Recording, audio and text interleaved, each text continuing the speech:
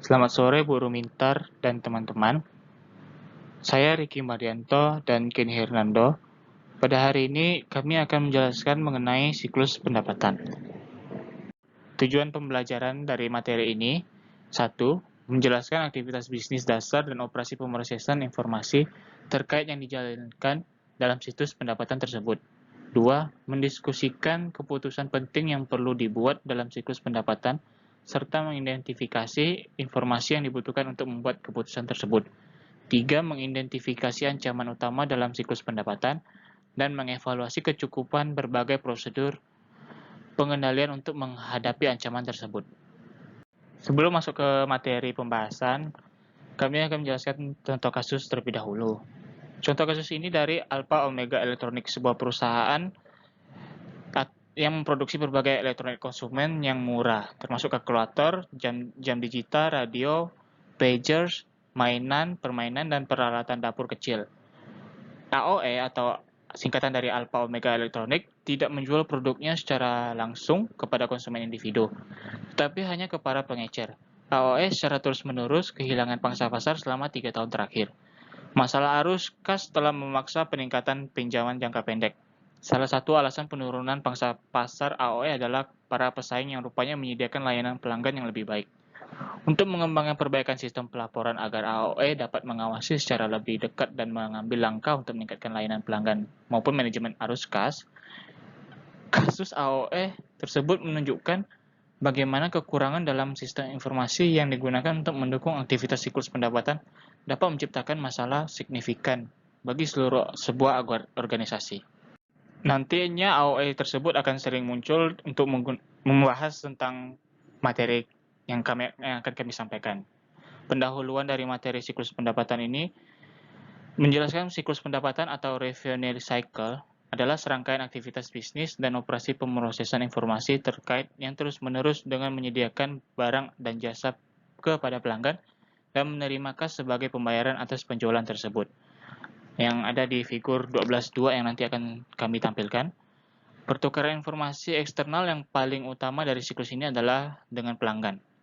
Tujuan utama dari siklus pendapatan adalah menyediakan produk yang tepat di tempat yang tepat pada saat yang tepat untuk harga yang sesuai. Untuk mencapai tujuan tersebut, manajemen harus membuat keputusan-keputusan penting sebagai berikut. Pertama, sampai sejauh mana produk dapat dan harus disesuaikan dengan kebutuhan keinginan pelanggan individu. Seberapa banyak persediaan yang harus dimiliki dan di mana persediaan tersebut harus ditempatkan. Bagaimana seharusnya barang dagangan dikirim ke pelanggan. Haruskah perusahaan menjalankan fungsi pengiriman sendiri atau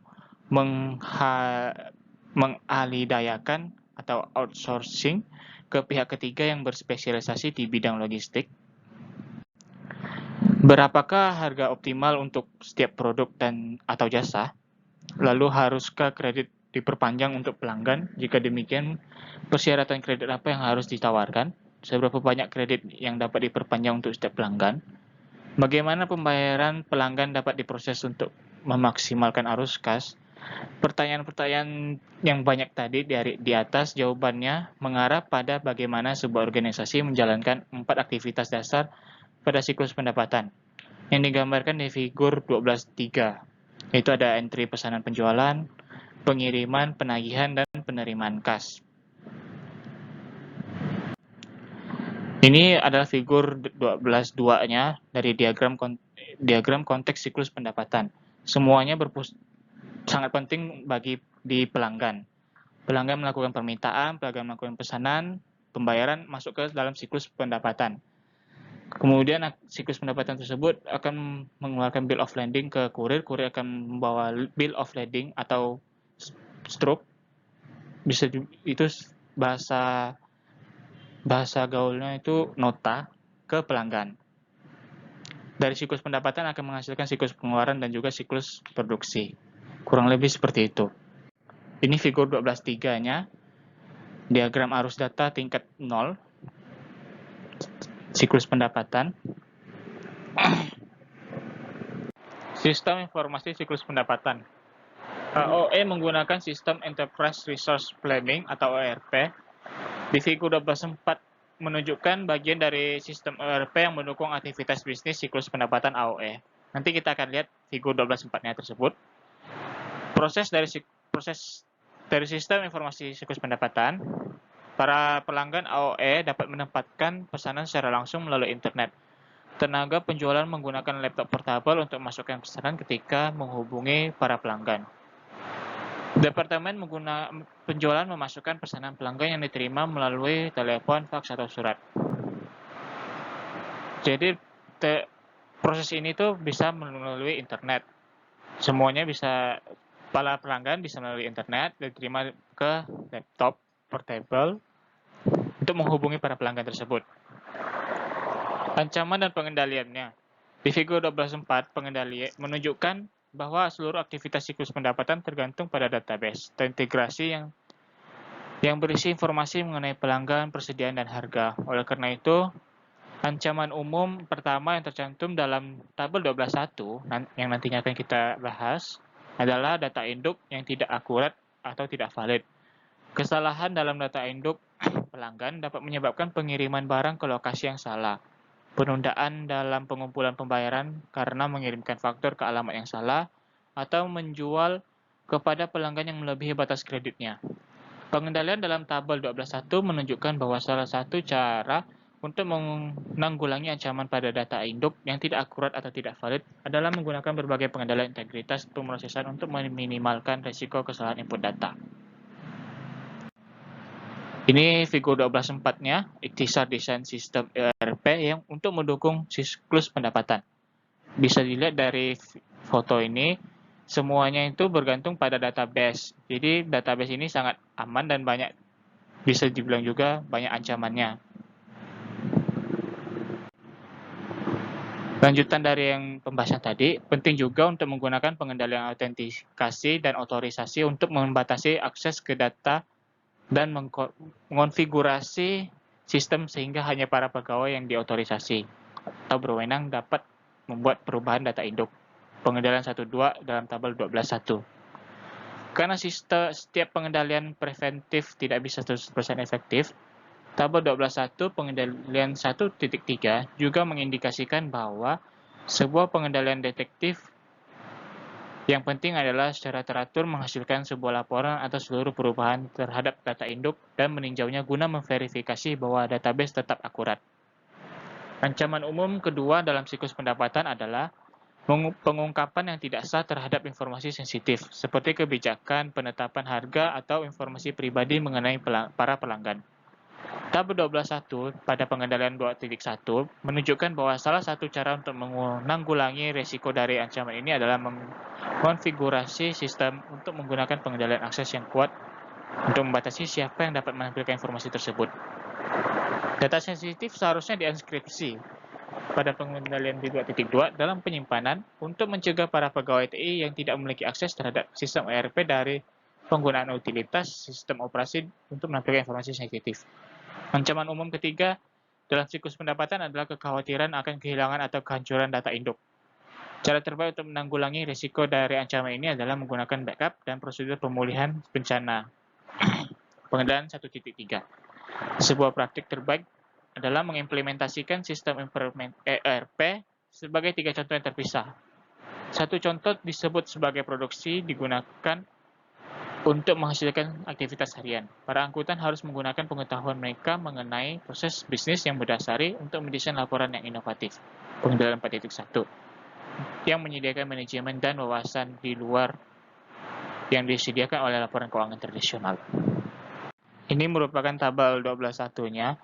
Tabel ini merupakan tabel dari ancaman dan pengendaliannya pada siklus pendapatan. Ada aktivitas-aktivitas di dalam siklus pendapatan. Ada masalah umum di dalam siklus pendapatan, entry pesanan penjualan, pengiriman, penagihan. Ada ancaman-ancamannya juga dan pengendaliannya. Seperti yang tadi kita jelaskan, ada ancaman, misalnya ancaman pertama data induk yang tidak akurat atau tidak valid. Pengendaliannya, pengendalian ini dilihat dari angka di depan ini sebelum titik merupakan pengendalian dari ancaman sesuai nomor ancaman. 1.1 pengendalian pertama dari ancaman data induk, pengendalian integritas pemrosesan data. 1.2 Pembatasan akses ke data induk. 1.3 Peninjauan atas seluruh perubahan terhadap data induk. Teman-teman bisa baca selanjutnya ya, karena ini agak banyak. Ini lanjutan tabel titik satunya. Setelah yang tadi ada terakhir penerimaan kas aktivitasnya, ancaman-ancamannya juga, dan pengendalian-pengendaliannya. Entry pesanan penjualan. Setiap aktivitas itu nanti akan kami jelaskan lagi, dan pengendaliannya juga. Silakan teman-teman lihat saja nanti di tabel 12.1 itu. Kembali ke itu, entry pesanan penjualan. Siklus pendapatan dimulai dengan menerima pesanan dari para pelanggan. Departemen penjualan yang melapor kepada wakil presiden pemasaran biasanya menjalankan proses entry pesanan penjualan. Tetapi dengan meningkatnya para pelanggan dengan sendirinya memasukkan banyak data melalui formulir dalam sebuah etalase situs sebuah perusahaan. Figur 12.5 menunjukkan bahwa proses entry pesanan penjualan mengharuskan 3 langkah. Mengambil pesanan pelanggan, mengecek dan menyetujui kredit pelanggan, dan mengecek ketersediaan persediaan. Figur 12.5 juga mencakup kejadian penting terkait yang harus ditangani baik oleh Departemen Pesanan Penjualan atau oleh sebuah Departemen Layanan Pelanggan terpisah yang biasanya juga melaporkan kepada Wakil Presiden Pemasaran merespon permintaan pelanggan. Mengambil pesanan pelanggan. Data pesanan pelanggan dicatat dalam sebuah dokumen pesanan penjualan. Di masa lalu, organisasi menggunakan dokumen kertas. Saat ini, dokumen pesanan penjualan atau sales order biasanya sebuah formulir elektronik yang ditampilkan dalam sebuah layar monitor komputer. Menariknya, banyak sistem ERP terus merujuk layar entry data ini sebagai dokumen. Pemeriksaan mengungkapkan bahwa pesanan penjualan berisi informasi mengenai nomor barang, kuantitas, harga, dan syarat penjualan lainnya. Prosesnya, di masa lalu, pesanan pelanggan dimasukkan ke dalam sebuah sistem oleh para pelanggan. Organisasi semakin berusaha memanfaatkan TI atau IT teknologi agar para pelanggan melakukan lebih banyak entry data sendiri.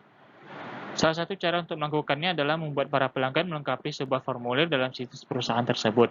Cara lain bagi pelanggan adalah menggunakan Electronic Data Interchange atau EDI untuk mengirimkan pesanan secara elektronik dengan format yang kompatibel dengan sistem pemrosesan pesanan penjualan perusahaan. Efektivitas dari sebuah situs tergantung pada desainnya. Oleh karena itu, perusahaan harus secara teratur meninjau catatan interaksi pelanggan dalam situsnya agar dengan cepat mengidentifikasi masalah yang potensial.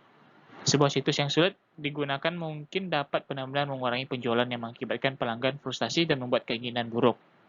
Sebaliknya, sebuah situs yang didesain dengan baik dapat menyediakan wawasan yang berguna. Sebagai contoh, ketika para manajer di National Semiconductor melihat sebuah peningkatan yang ditandai dengan minat pelanggan pada alat sensor panen yang baru, mereka menggenjot produksinya sehingga perusahaan tersebut mampu memenuhi permintaan yang meningkat untuk produk tersebut. Seperti AOE, banyak perusahaan terus menggunakan seorang staf penjualan di samping menggunakan sebuah etalase situs, disebabkan manfaat yang dikaitkan dengan kontak bertatap muka dengan para pelanggan, bisnis yang ada, dan prospektif. Penyimpangan informasi promosi secara online lebih murah dibandingkan dengan mencetak dan mengirimkan bahan-bahan tersebut kepada perwakilan penjualan. Email dan Instant Messaging atau IM menurunkan biaya dan waktu yang diperlukan untuk menginformasikan kepada staf penjualan atas perubahan harga dan promosi penjualan. Email atau surat elektronik surel dan IM juga dapat menurunkan kebutuhan akan tenaga penjualan untuk kembali ke kantor sehingga meningkatkan proporsi waktu yang mereka habiskan dengan para pelanggan. Teknologi juga meningkatkan kualitas dari presentasi penjualan. Komputer, laptop, dan tablet memungkinkan para tenaga penjualan untuk membuat presentasi multimedia yang meningkatkan kemampuan mereka untuk mendemonstrasikan dan menjelaskan kemampuan dan fitur dari produk yang kompleks. Ancaman dan pengendaliannya. Sebuah ancaman dasar dari entry pesanan penjualan adalah bahwa data penting mengenai pesanan akan hilang atau tidak akurat. Ancaman 5 dalam tabel 12.1 tidak hanya menciptakan inefisiensi atau seseorang harus memanggil pelanggan kembali dan memasukkan ulang pesanan ke dalam sistem, tetapi juga secara negatif mempengaruhi persepsi pelanggan sehingga memberikan dampak negatif bagi penjualan di masa depan.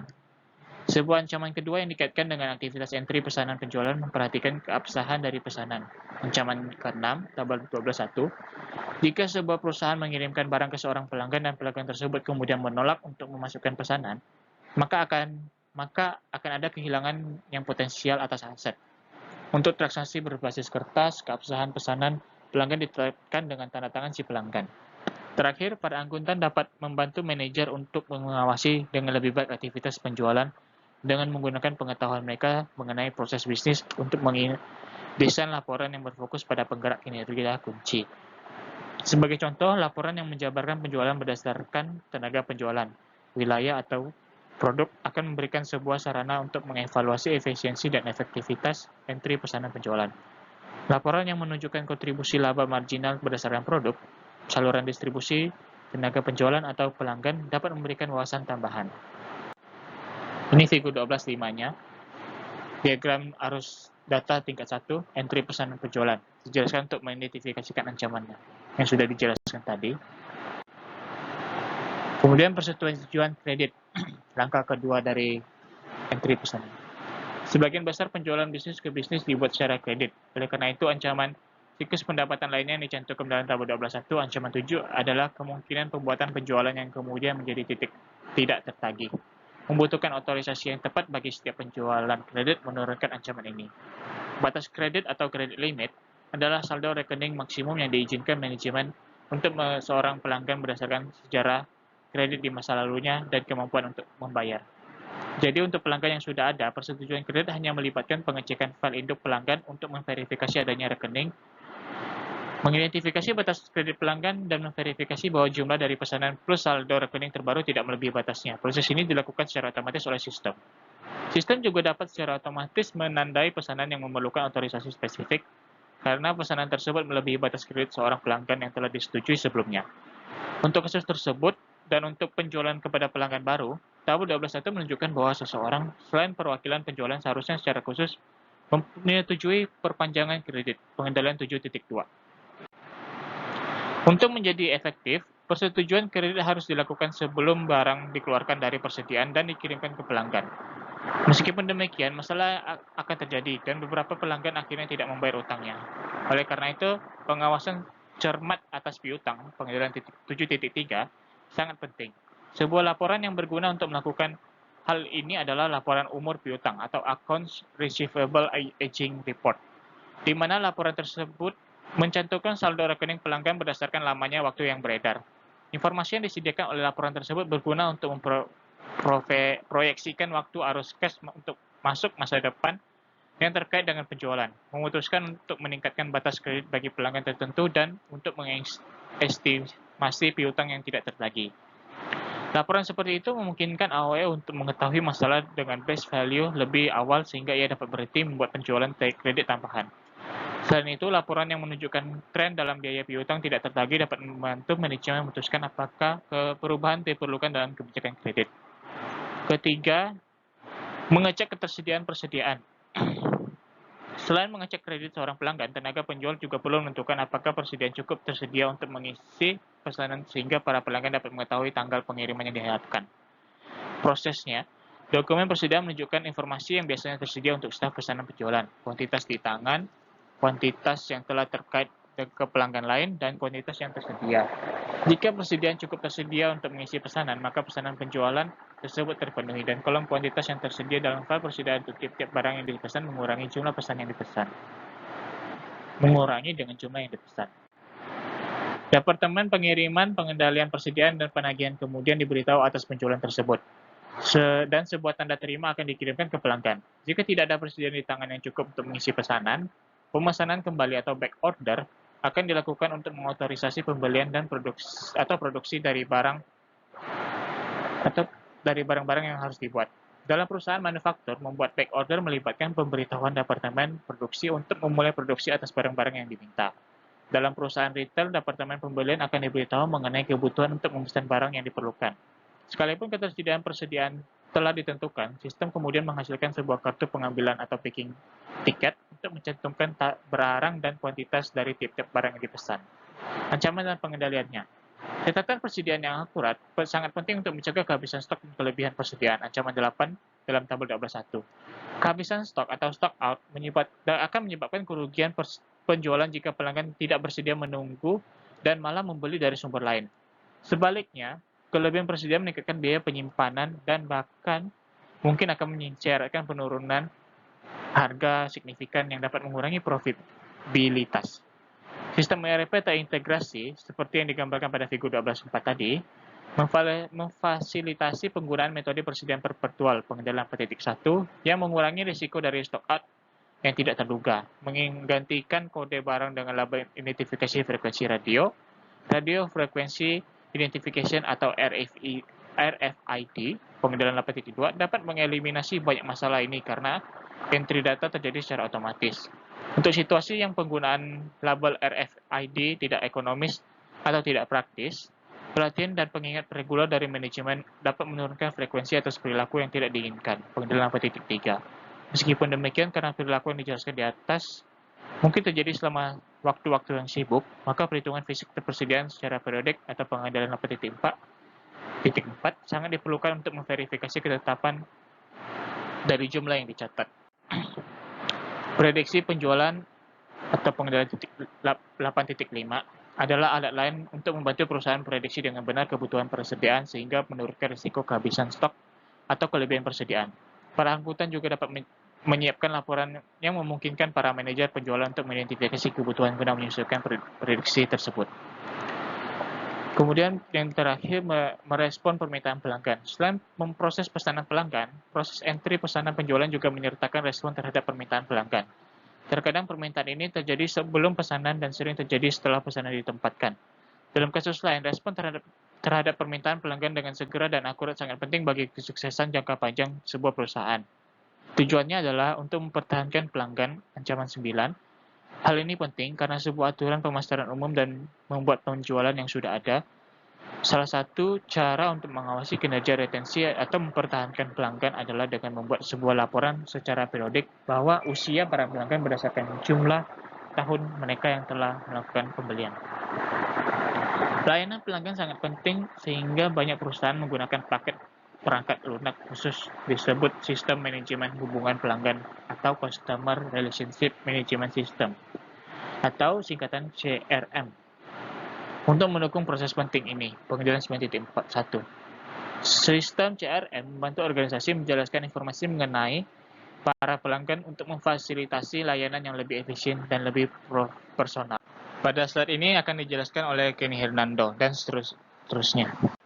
Baiklah, saya Kenny Hernando akan menjelaskan bagian slide ini. Pengiriman. Aktivitas dasar kedua dalam siklus pendapatan adalah mengisi pesanan pelanggan dan mengirimkan barang yang diminta. Seperti ditunjukkan pada figur 12.7, proses ini terdiri atas dua langkah. Yang pertama adalah memilih dan mengapak pesanan. Terus yang kedua adalah mengirimkan pesanan. Mengambil dan mengapak pesanan. Langkah pertama dalam mengisi sebuah pesanan pelanggan melibatkan pengangkatan barang yang benar dari persediaan dan mengapak untuk pengiriman. Bagian proses. Kartu pengambilan yang dibuat oleh proses entry pesanan, penjualan akan memicu proses pengambilan dan pengapakan. Para pekerja gudang menggunakan kartu pengambilan untuk mengidentifikasi produk dan kuantitas dari setiap produk untuk mengeluarkannya dari persediaan. Para pekerja gudang mencatat kuantitas setiap barang yang benar-benar dipilih, baik dalam kartu pengambilan itu sendiri, jika sebuah dokumen kertas yang digunakan, atau dengan memasukkan data ke dalam sistem, jika formulir elektronik yang digunakan.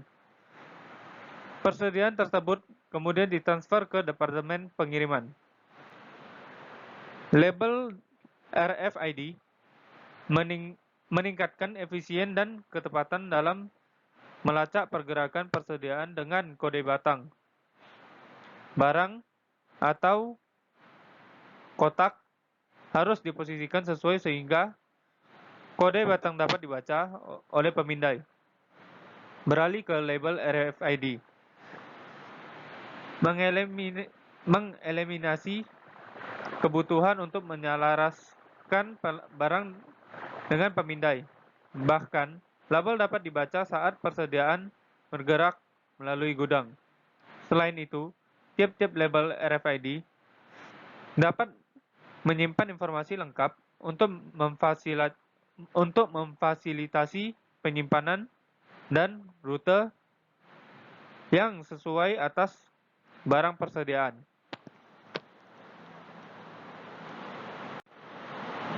Ini adalah gambar dari figur 12.7. Di sini adalah gambar dari diagram arus data tingkat 1 pengiriman.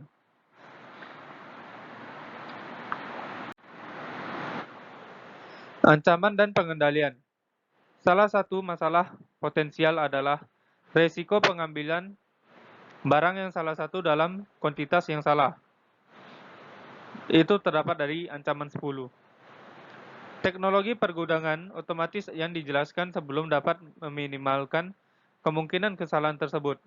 Pemindaian kode batang dan RFID pengendalian yang ada di pengendalian 10.1 secara khusus mengeliminasi secara virtual kesalahan ketika digunakan oleh sistem secara otomatis untuk membandingkan barang dan kuantitas yang diambil oleh para pekerja gudang dengan informasi pesanan penjualan yang terdapat di pengendalian 10.2.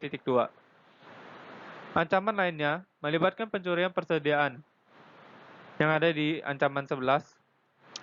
Selain hilangnya aset, pencurian juga dapat membuat catatan persediaan tidak akurat, yang dapat menyebabkan masalah yang dalam memenuhi pesanan pelanggan. Tabel 12.1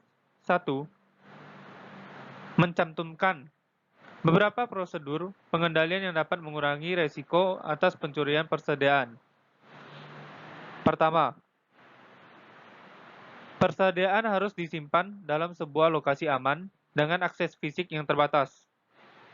Kedua, seluruh transfer persediaan dalam perusahaan harus didokumentasikan.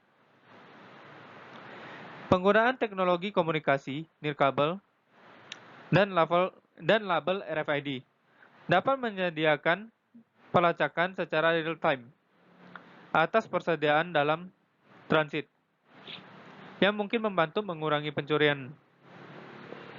Akhirnya, jumlah yang dicatat dalam persediaan harus direkonsiliasikan secara periodik dengan perhitungan fisik persediaan di tangan, dan para pegawai yang bertanggung jawab atas penjagaan persediaan harus akuntabel untuk setiap kekurangan.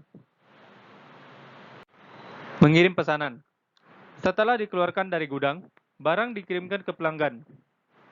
Bagian prosesnya adalah Departemen Pengiriman seharusnya membandingkan perhitungan fisik persediaan dengan kuantitas yang diindikasikan dalam kartu pengambilan dan dengan kuantitas yang diindikasikan pada pesanan penjualan. Diskrepansi atau ketidakcocokan dapat timbul baik karena barang tidak disimpan dalam lokasi yang tidak akurat. Dalam kasus seperti itu, Departemen Pengiriman perlu memulai back order atas barang-barang yang hilang dan memasukkan kuantitas yang dikirimkan dengan benar pada slip pengepakan. Setelah petugas pengiriman menghitung barang yang dikirim dari gudang, nomor pesanan penjualan, nomor barang, dan kuantitas dimasukkan menggunakan terminal online. Proses ini memperbarui kolom kuantitas di tangan dalam file induk persediaan. Proses ini juga menghasilkan sebuah slip pengepakan dan berbagai salinan dari bill of lading.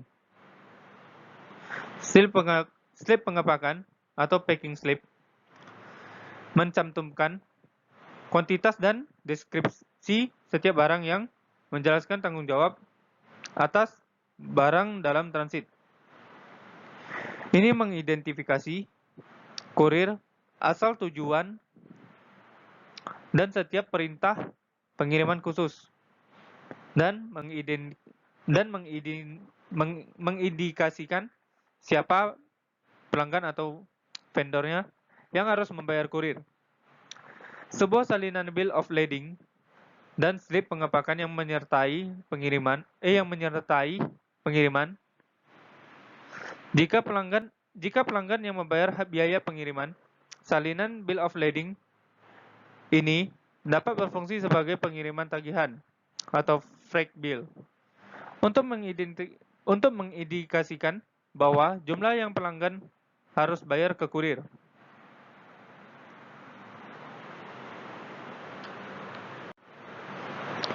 Ancaman dan pengendalian.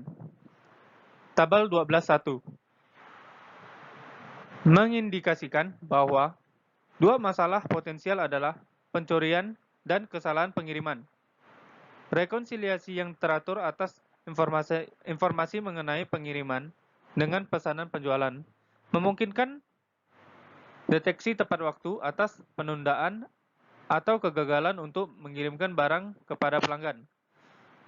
Selain itu, sistem RFID dapat menyediakan informasi secara real-time mengenai status pengiriman, sehingga dapat menyediakan informasi tambahan mengenai kemungkinan penundaan. Untuk mengurangi kesalahan entry data oleh pegawai pengiriman, kode batang dan label RFID harus digunakan bila memungkinkan. Jika data pengiriman harus dimasukkan secara manual pada sebuah terminal, pengendalian entry dapat seperti pengecekan batas atau jangkauan, dan uji kelengkapan sangat diperlukan.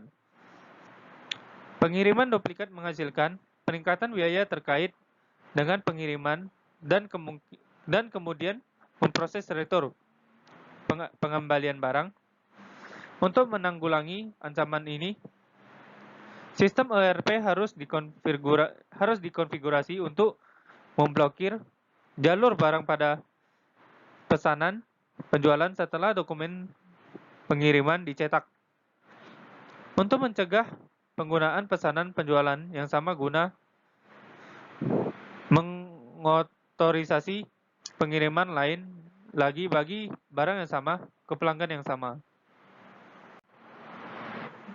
Penagihan. Aktivitas dasar ketiga dalam siklus pendapatan melibatkan penagihan para pelanggan. Fitur 12.10 menunjukkan bahwa aktivitas ini melibatkan dua tugas terpisah, tetapi terkait erat, menagih faktur dan memperbarui piutang, yang dijalankan oleh dua unit terpisah dalam Departemen Akuntansi. Penagihan faktur. Penagihan yang akurat dan tepat waktu untuk barang yang dikirim sangat penting.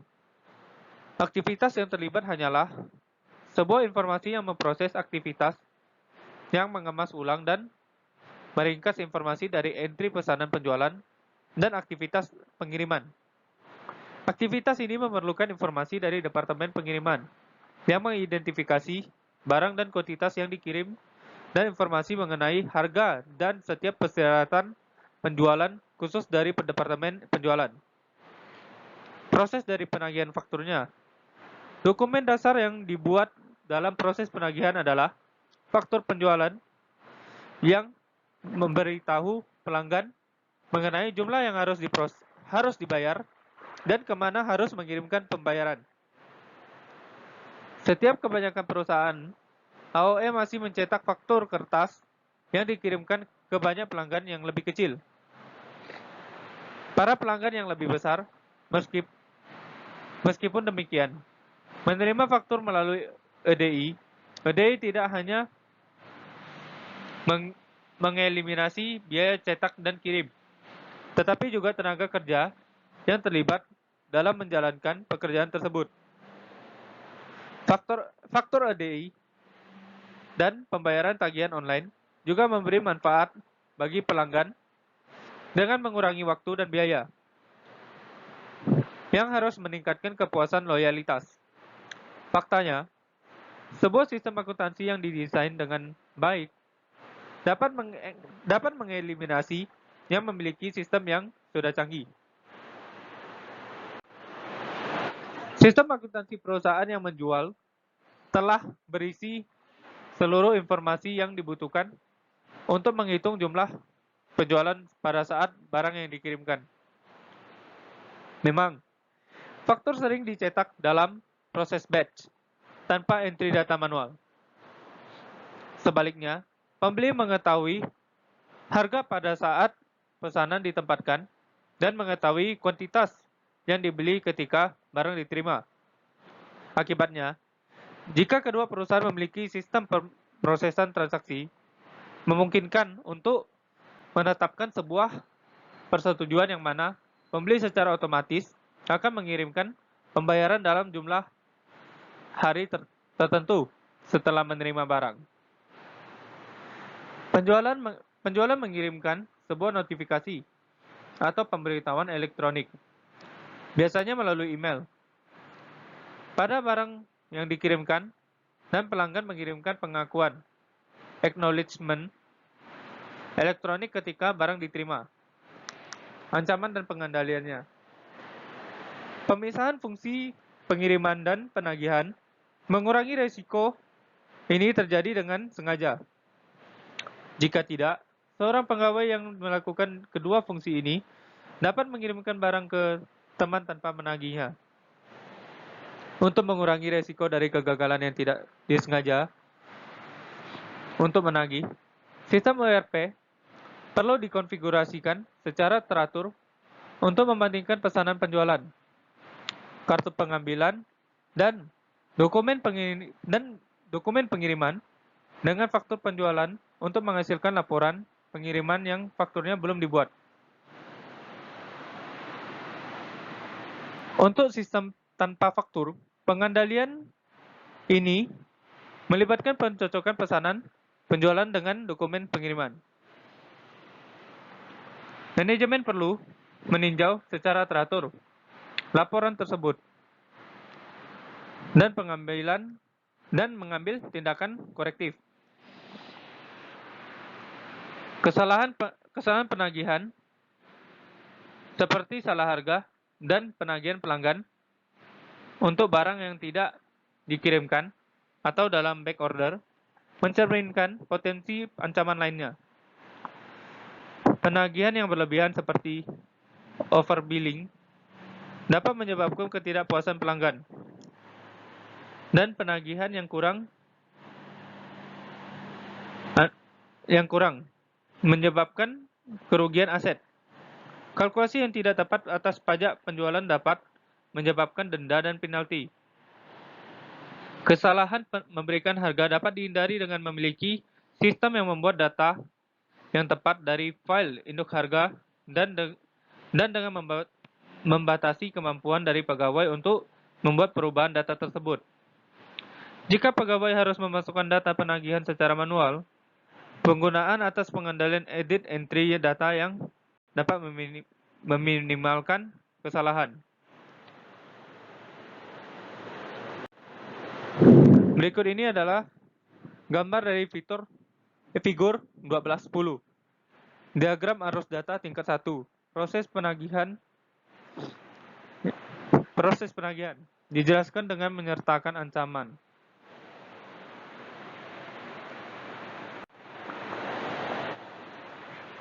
Pemeliharaan piutang. Fungsi bagian piutang yang melaporkan kepada kontrolir menjalankan dua tugas utama. Menggunakan informasi dalam faktur penjualan untuk mendebit rekening pelanggan dan berikutnya mengkredit rekening tersebut ketika pembayaran diterima. Bagian prosesnya adalah dua cara dasar untuk memelihara piutang adalah metode faktur terbuka dan saldo maju. Dua metode tersebut berbeda dalam persyaratan pada saat pelanggan mengirimkan uang pembayaran. Bagaimana pembayaran tersebut diterapkan untuk memperbarui file induk piutang dan format dari laporan bulanan yang dikirim ke pelanggan. Dalam metode faktur terbuka, yaitu Open Invoice Method, pelanggan biasanya membayar berdasarkan setiap faktur. Biasanya, dua salinan faktur dikirimkan ke pelanggan yang diminta untuk mengembalikan satu salinan dengan pembayaran. Salinan ini adalah dokumen yang dapat dikembalikan yang disebut sebagai nota pengiriman uang. Pembayaran dari pelanggan kemudian diterapkan dengan faktor-faktor tertentu. Sebaliknya dalam metode saldo maju. Para pelanggan biasanya membayar berdasarkan jumlah yang ditunjukkan dalam laporan bulanan, bukannya berdasarkan pada setiap faktur. Laporan bulanan mencantumkan seluruh transaksi termasuk penjualan dan pembayaran yang terjadi selama sebulan yang lalu dan informasi atas saldo piutang terakhir pelanggan.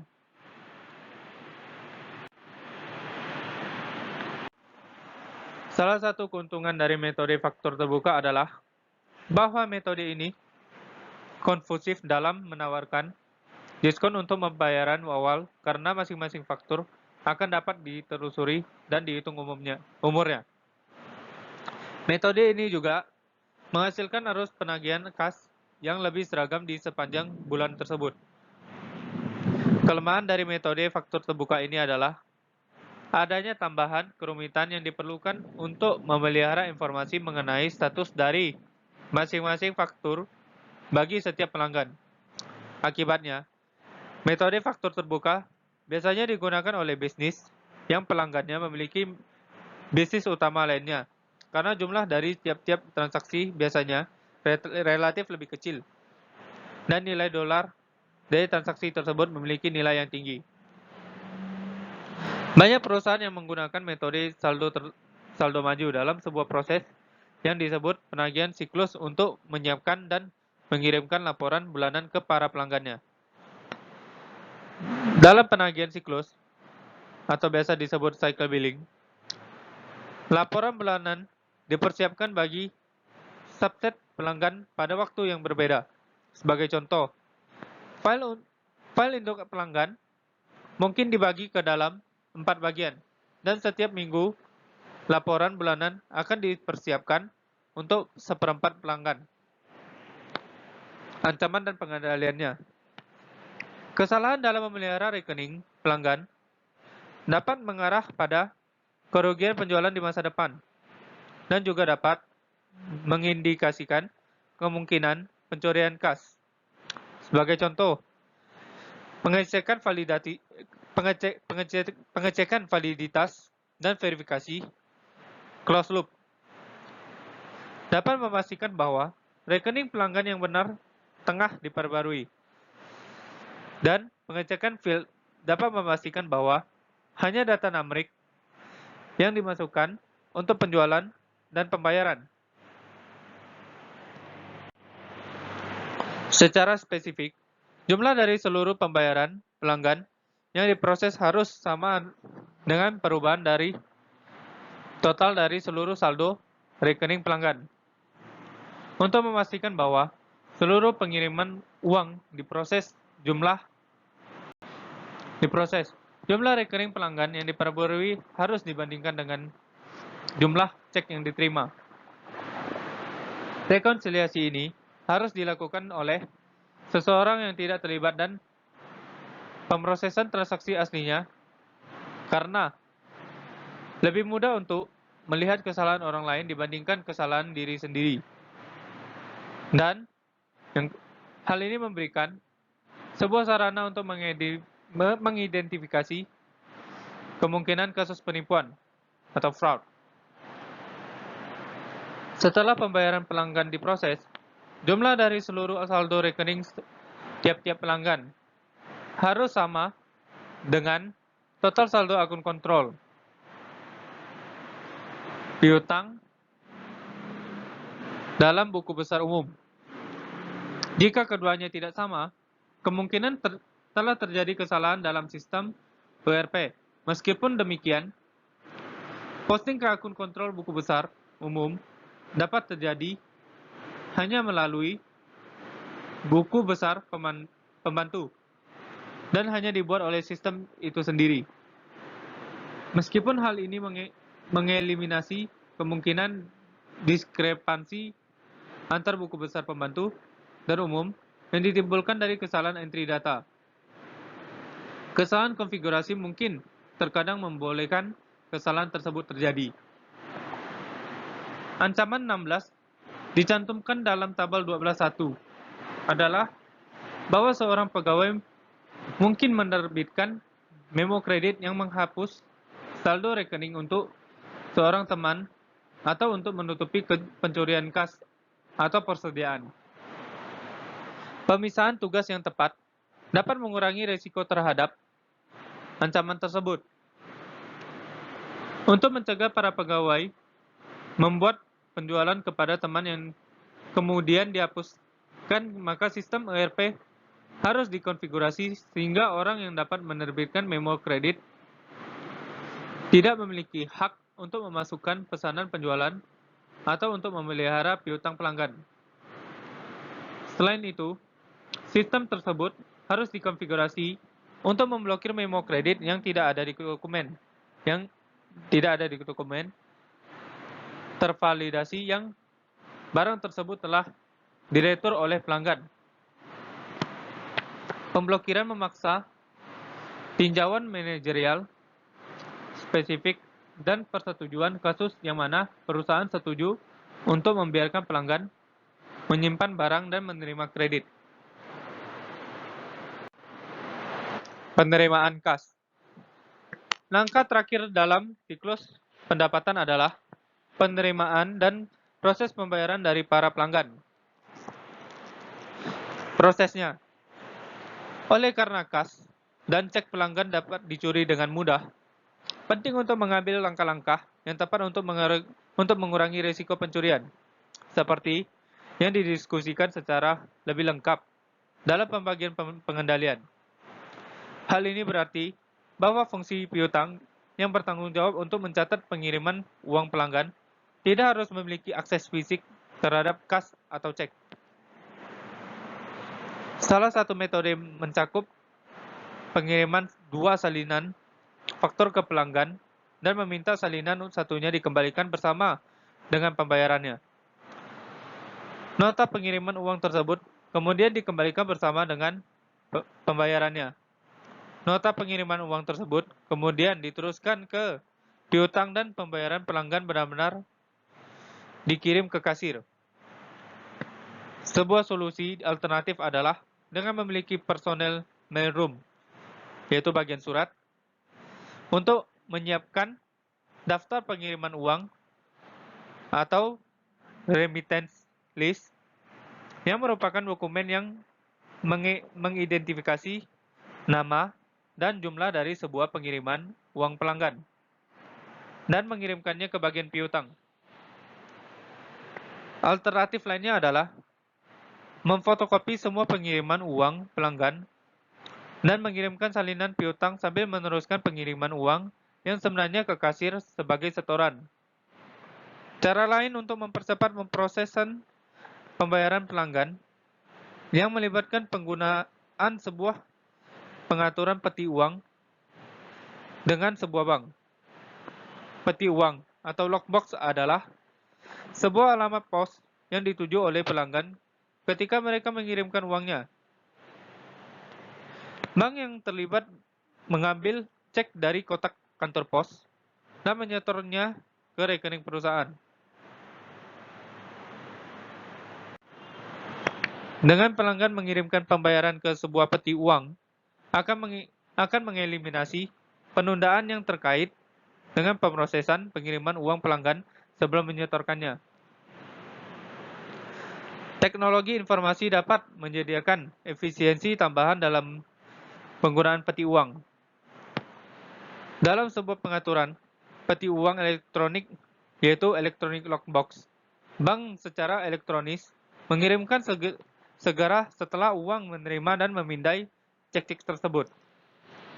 Metode ini memungkinkan perusahaan untuk memulai menerapkan pengiriman uang ke rekening pelanggan sebelum fotokopi cek diterima perusahaan. Pengaturan peti uang, meskipun demikian, hanya dapat mengelimininasi penundaan yang terkait dengan Electronic Funds Transfer atau EFT, transfer dana elektronik.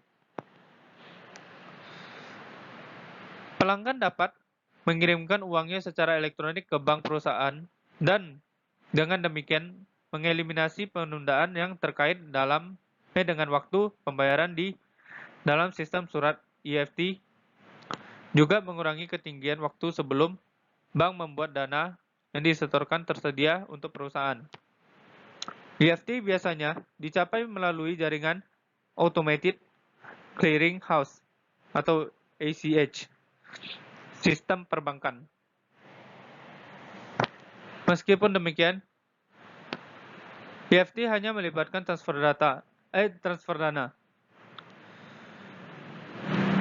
Untuk mengkredit rekening pelanggan secara benar, perusahaan juga perlu dana tambahan untuk tiap-tiap pengiriman uang, seperti nomor faktur dan diskon yang diambil.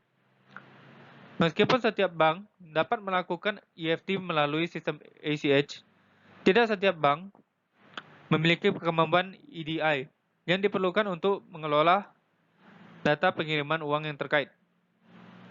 Akhirnya, banyak perusahaan harus memisahkan komponen-komponen EFT dan EDI dari pemrosesan pembayaran pelanggan.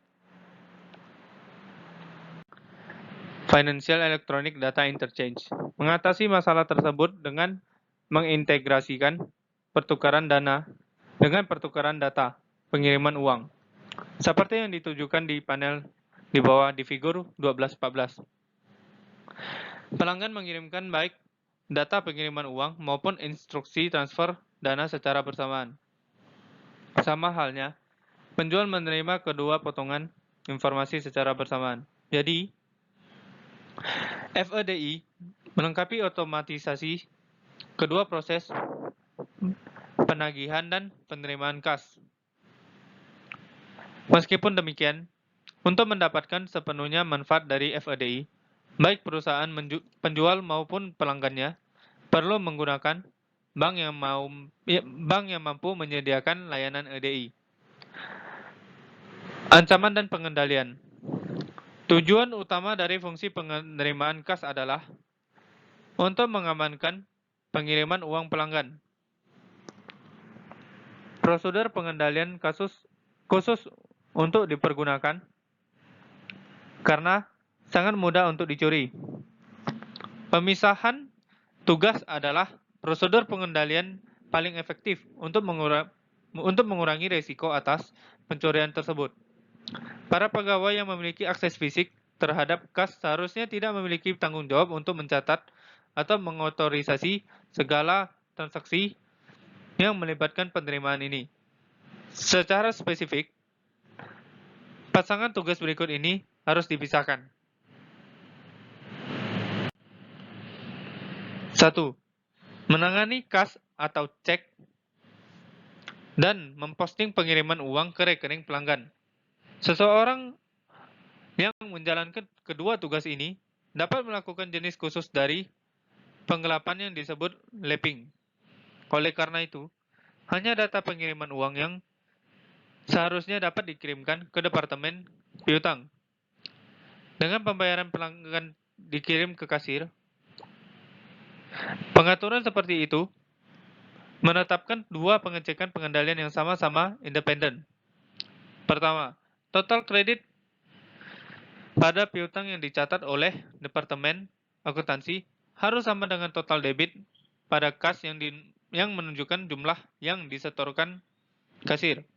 Kedua, salinan atas daftar pengiriman uang yang dikirimkan ke Departemen Audit Internal dapat diperbandingkan dengan slip setoran yang divalidasi dan laporan bank untuk memverifikasi bahwa seluruh pengecekan organisasi yang diterima disetorkan. Terakhir, laporan bulanan yang dikirimkan ke pelanggan memberikan lapisan pengendalian lainnya.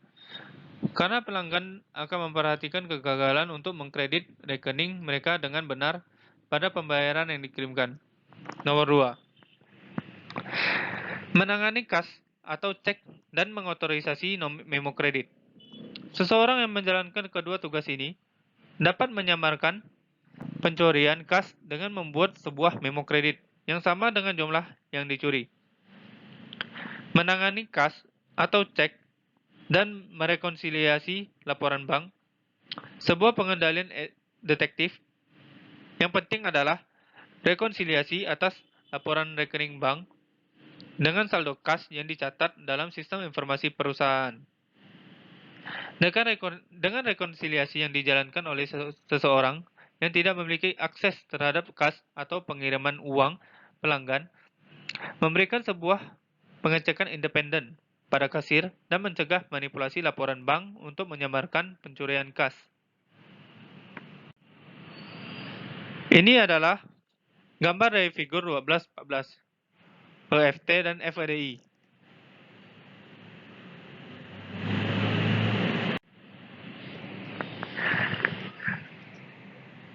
Ketika pelanggan membayar melalui EFT atau EDI, penjual harus mendapatkan sebuah Universal Payment Identification Code, yaitu kode identifikasi pembayaran universal dari banknya. UPIC atau Universal Payment Identification Code adalah sebuah nomor yang memungkinkan pelanggan untuk mengirimkan pembayaran melalui sebuah kredit ACH tanpa memerlukan pihak penjual untuk membocorkan informasi detail mengenai rekening banknya. Prosedur pengendalian terbaik untuk mengurangi risiko atas penurunan kas yang tidak diantisipasi adalah menggunakan sebuah anggaran arus kas atau cash flow budget. Sebagaimana yang dipertunjukkan dalam figur 12-15, sebuah anggaran arus kas menyajikan estimasi arus kas masuk dan arus kas keluar. Sebuah anggaran arus kas dapat memperingatkan sebuah organisasi untuk menunda penurunan kas jangka pendek, sehingga memungkinkan untuk mengamankan pinjaman jangka pendek pada tingkat yang mungkin terbaik. Ringkasan dan kesimpulan kasus. Sistem akuntansi sebuah organisasi harus didesain untuk memaksimalkan efisien dan efektivitas dengan empat aktivitas siklus pendapatan dasar, yaitu entry pesanan penjualan, pengiriman, penagihan, dan penerimaan kas yang dijalankan. Sistem akuntansi tersebut juga harus menggabungkan prosedur mengenai pengendalian internal yang memadai untuk menanggulangi ancaman seperti penjualan tidak tertagih, kesalahan penagihan, dan hilangnya atau penyalahgunaan persediaan dan kas. Prosedur pengendalian juga diperlukan untuk memastikan bahwa informasi yang disediakan untuk pembuatan keputusan akurat dan lengkap. Sekian dan terima kasih.